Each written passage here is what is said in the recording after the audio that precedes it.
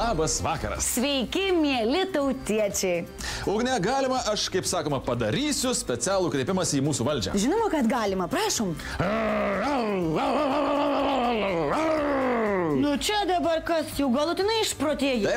Taip, išprotėjau. Kaip sakoma, kai šauksi, taip ir atsilieps. Valdžia nustatė kelis kart didesnės pašalpas šunims negu mano vaikams, tai aš ir bandau duotųjų būdų susikalbėti su klerkais. Dabar supratau. Gerbiami žiūrovai, kaip čia jums dabar pasakius? Nu, jeigu jau taip jau atvirai kalbant, tai net nežinom, kaip pradėti pasakoti apie tai, ką pamatėm ir ką sužinojom. Tai todėl nekabindami makaronų, rėžiam tiesiai šviesiai.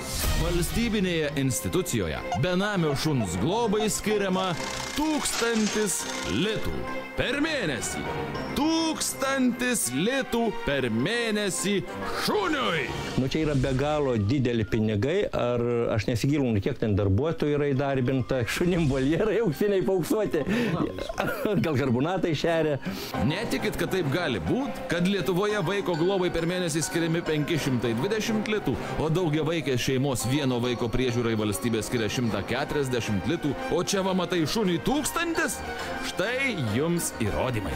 Kad ir kaip būtų sunku to patikėti, bet štai šitokio vieno šunelio išlaikymas Ukmergės rajono savivaldybei per mėnesį kainuoja arti 1000 litų.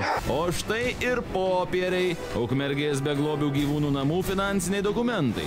Vieno šuniuko, pavadinkim jį Pifu, išlaikymo sąmata.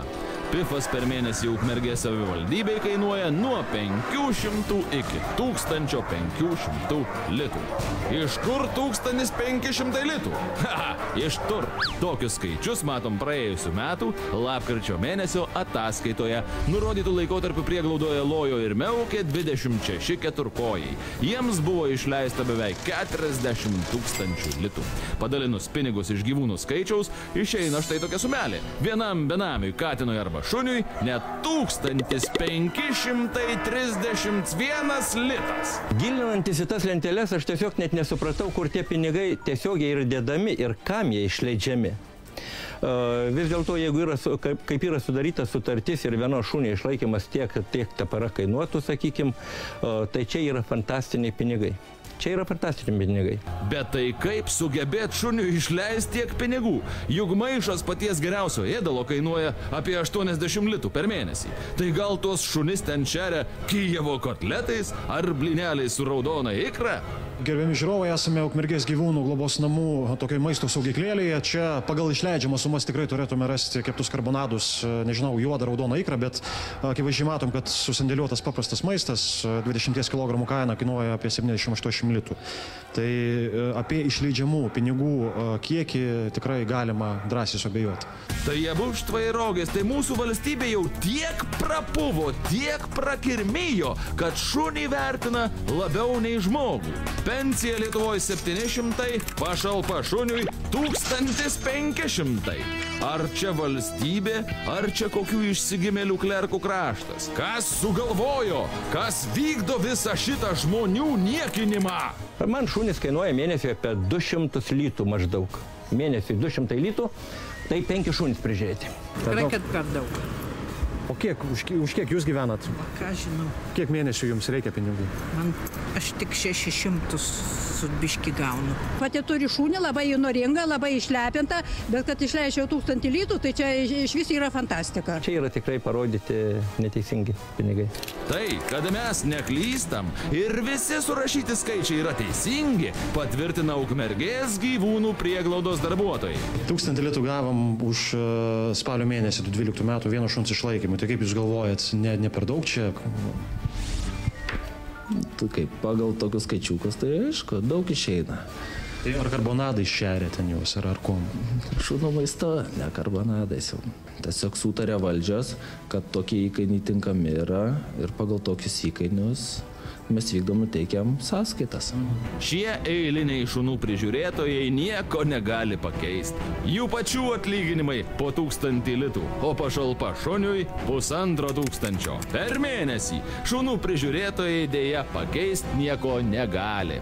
Kaip jūs galvojat, kai mes per televizorių parodysim kainas šunų beje išlaikymų, ne žmonių, Ar nesupyks žmonės ant jūsų, ant Ukmergės valdžios, kad tokie pinigai skiriami šunims? Ukmergės valdžia, tai tikrai... Tai iš tiesų, aš samdomas darbuotojas, nieko negaliu daugiau padėti. Iš tiesų, valdžias turi spręsti tos sumas, derintis tas kainas, kiek išlaidų, kiek pajamų, tiesiog šitą turi valdžia spręsti. Ukmergės gyvūnų globos namai priklauso UAB Ukmergės butų ūkis. Šitas UABas prieš keletą metų laimėjo Ukmergės savivaldybės konkursą šunų globai, nors gyvūnų priežiūros kainas pasiūlė pačias didžiausias. Prieš kažkiek tai metų aš norėjau laimėti tą konkursą, buvau pateikęs projektą mūsų savivaldybei. Pigesnė turbūt. Oi, tai metam buvo ar 36 000? Ne. Taip, metam. Nusigyvenęs ir prasiskolinęs Ukmergės rajonas sugebėjo per daugiau nei metus laiko gyvūnų globai išleisti 306 000 litų. Nors Ukmergės kinologų draugijos prezidentas Stasys Barauskas siūlėsi globos darbus atlikti už 10 kart mažesnę sumą, jis buvo apšauktas branginyku. Jie pasakė, kad tai dideli pinigai, o seneliai gyvena, reikia seneliam, reikia visokiem kitiem pateikti, o sako, tu tokių pinigų prašai. Ir jie man nedavė. Tuo metu man buvo įtraukta suma ir mašinos įsigijimui, kadangi reiks vežioti gyvūnus rinkinėti, ir voljerų įrengimui, bet jie tai pareiškia, kad tai yra be galo dideli pinigai. Šiuo metu Ukmergės rajoną valdantys politikai įtaria, kad skirti 100 000 litų šunų globai reikėjo tam, kad tuos pinigus būtų galima išvogti. O tai kas dabar atsakingi? Ankstesnioji valdžia, Kopūstas, Baravykas ar dabartinė valdžia? Mes norime, kad būtų auditoras atliktų, pasižiūrėtų ir priimtų tam tikras priemonės, nes prieš žmonės negaliu aš tai pasiteisinti kaip savivaldybės administracijos direktorius, kad tokias didelės išlaidas. Kas įdomiausia, mokėti 1000 litų pašalpą šunims buvo sugalvota po to, kai Ukmergėje kilo skandalas dėl beglobių šunų medžioklės.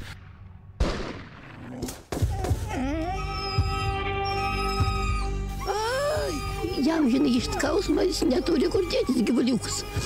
Papytė, kraujas bėga iš čia ir iš čia. Iš kiemo išlindo, tai buvo baisus vaizdas. Snukis krūvinas, ten akis labai išvirtusi ir letenos, tai beveik visos kraujuotos. Akis kreiva, išdaryta. Kraujas apibėgs, atalagė pasunkiama. Tuo metu Ukmergės medžiotojų ir žvejų draugijos nariai vietinių gyventojų akivaizdoje šaudė ir žalojo kiekvieną be priežiūros paliktą keturkojį. Kraujas miesto gatvėse liejosi laisvai. Ir čia pat dar vaikai žiūrėjo pro langus vaikų darželį ir sušaudė tuos 3 šunis, įmetė į maišus savo akimačiu. Už barbarišką šunų naikinimą buvo mokami pinigai. Už šunelio galvą medžiotojų draugija gaudavo 80 litų. Tikra verslumo dvasia ukmergietiškai. Benamių šunų kačių globa gaudymas, paėmimo transportavimas beskausmė, eutanazija ir utilizavimas kitose kaimasinėse. 80. Dabar klerkai sugalvojo naują biznį. Be kraujo praliejimo. 100 000 valdiškų pinigų pasiims tyliai, prisidengdami benamių gyvūnų globa ir šviežiais, šlapiais rudeniniais lapais. Ot, prisigyvenom. Valdininkams žmogus šuns nevertas sutvėrimas. Ką galime šią progą padaryti, mielieji?